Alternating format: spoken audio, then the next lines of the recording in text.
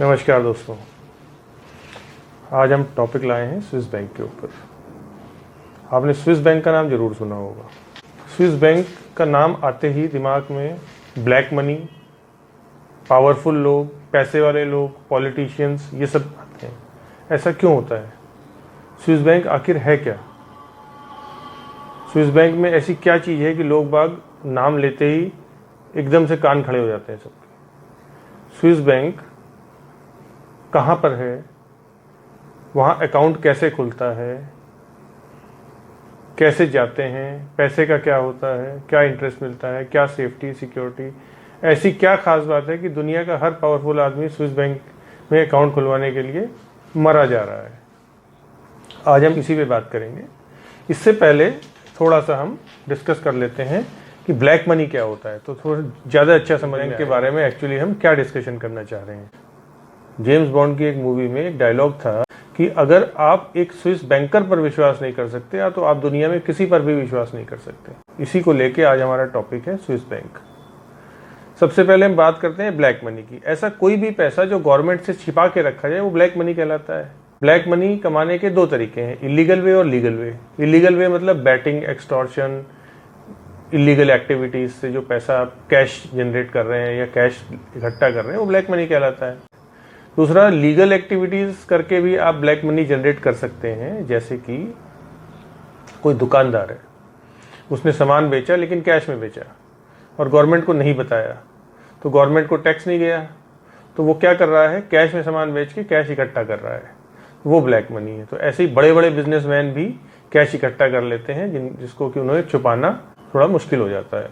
तो अब हम बात करते हैं कि स्विस बैंक एक्चुअली है क्या।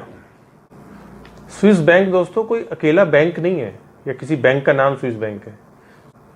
स्विट्जरलैंड के सारे बैंकों को स्विस बैंक ही कहते हैं। स्विट्जरलैंड में लगभग 400 से ज़्यादा बैंक हैं, जिसमें से कुछ फेमस बैंक हैं जैसे UBS, union bank of Switzerland, Credit Suisse, etcetera etcetera. 2020 में इंडिया वालों ने रिकॉर्ड तोड़ दिया था स्विट्जरलैंड में पैसा जमा करने में। स्विट्जरलैंड जाने का मेन कारण जो हम अभी डिस्कस कर रहे थे वो ये है कि स्विट्जरलैंड ने एक लॉ बनाया था जिसमें उसने कहा था कि हम अपने बैंक के कस्टमर की डिटेल दुनिया में किसी से भी शेयर नहीं करेंगे। ये नियम आते ही स्विट्जरलैंड के बैंकों में दुनिया के बाकी कंट्रीज से, स्विट्जरलैंड से और बाकी फ्रांस और यूरोपियन कंट्रीज से अथाह पैसा वहाँ जमा होने लगा। उसके बाद 1934 में एक और लॉ पास हुआ जिसमें ये कहा गया स्विस बैंक के कर्मचारी किसी को अकाउंट होल्डर के बारे में कोई भी जानकारी दी तो 5 साल की सजा होनी है। ये बैंकिंग सिस्टम का सबसे बड़ा लॉ माना जाता है आज तक। तब से ही स्विट्जरलैंड में सीक्रेसी एंड साइलेंस का कल्चर शुरू हो गया था, जिसने दुनिया के सारे businessman, terrorist, black money holders सबको अट्रैक्ट किया, यानी कि आकर्षित किया। दोस्तों, स्विट्जरलैंड ही क्यों?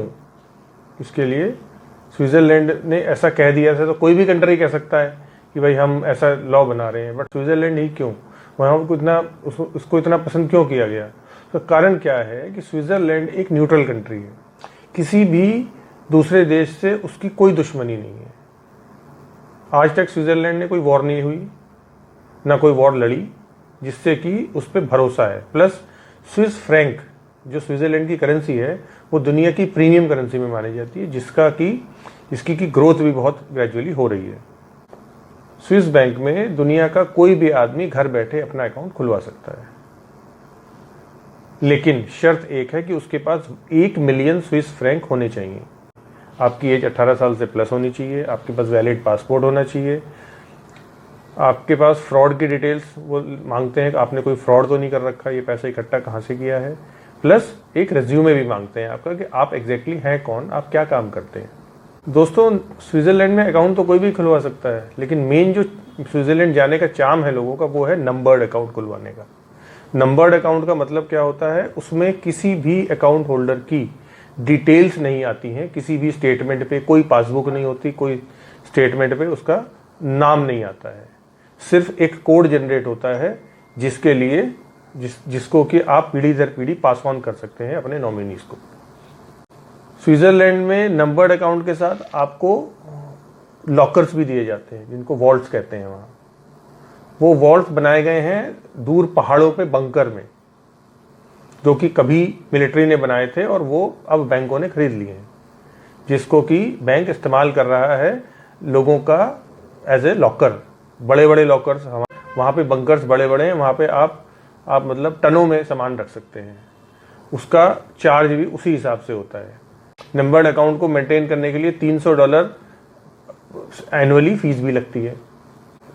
ऐसा नहीं है कि सिर्फ ब्लैक मनी वाले ही लोग स्विस बैंक में अकाउंट खुलवाते हैं, वहाँ ऐसे लोग भी अकाउंट खुलवाते हैं जो अपने देश की अर्थव्यवस्था या अपने देश की अनस्टेबिलिटी या पॉलिटिकल अनस्टेबिलिटी से जूझ रहे होते हैं। कुछ कंट्री ऐसे हैं जिनमें अराजकता का माहौल रहता है, उनमें अनस्टेबिलिटी रहती है, तो लोग बाग अपना पैसा एक ऐसी जगह रखना चाहते हैं कि वो सेफ रहे। तो स्विट्जरलैंड इस मामले में सबसे सेफ माना जाता है, क्योंकि वो एक न्यूट्रल कंट्री है। जो बंकर्स बने हुए हैं दूर पहाड़ों पर, जिनके रास्ते अब काट दिए गए हैं, जहाँ पर सिर्फ हेलीकॉप्टर या प्लेन के जरिए ही पहुँचा जा सकता है, ताकि वो सेफ एंड सिक्योर रहें। जितने भी स्विस बैंक हैं उनमें अगर आप अकाउंट में पैसा जमा करते हैं तो दोस्तों सबसे इम्पॉर्टेंट बात क्या है कि वो स्विस बैंक, कोई भी स्विस बैंक आपको कोई भी इंटरेस्ट पे नहीं करता। उल्टा आपको वहाँ पैसे रखने के लिए चार्ज देना होता है 0.75% of the money deposited. Swiss bank क्या करता है, 10 साल तक वेट करता है। अगर 10 साल तक उस बैंक अकाउंट में कोई एक्टिविटी नहीं होती है तो वो फिर उस कस्टमर को अप्रोच करने की कोशिश करता है। नंबर्ड अकाउंट में आपको नॉमिनी बनाने की ज़रूरत ही नहीं होती, सिर्फ कोड से आपका पीढ़ी दर पीढ़ी वो चलता रहता है। ओसामा बिन लादेन का भी स्विस बैंक में अकाउंट रहा है, 1990 में खोला गया था और 1997 तक उसमें कोई एक्टिविटी नहीं हुई। हमारे देश के भी दोस्तों बहुत सारे पॉलिटिशियंस, बिजनेसमैन का नाम आता रहता है। आप लोग अक्सर देखते रहते होंगे कि इनका स्विस बैंक में इतना पैसा है। मोदी जी की सरकार जब आई थी तो इन्होंने कहा था कि हम स्विस बैंक से सारा पैसा हिंदुस्तान ले आएंगे। एक लिस्ट भी जारी की गई थी। तो ज़रूरी नहीं है कि वो ब्लैक मनी हो, लोग बाग अपना एक नंबर का पैसा भी वहाँ रखते हैं, लीगल मनी भी वहाँ रखते हैं, लेकिन वो पैसा आज तक आ नहीं पाया, क्योंकि स्विस बैंक के साथ किसी भी देश का ये ट्रीटी नहीं है कि वो उसको डिटेल देते। वो डिटेल दूसरे पर्पज़ से आप ले सकते हो, बट उसको रिवील नहीं कर सकते, पैसा नहीं ला सकते आप बाहर, वरना स्विस बैंक की ऑथेंटिसिटी खत्म हो जाएगी इतने साल पुरानी, लोग बाग वहाँ से अपना सारा पैसा निकालने लगेंगे। दोस्तों ये थी स्विस बैंक की कहानी। अगर आपको कोई और डिटेल चाहिए रिगार्डिंग स्विस बैंक तो मुझे आप मैसेज करिए, मैं आपको अगली वीडियो में और डिटेल भी बना के दे दूँगा। Thank you very much.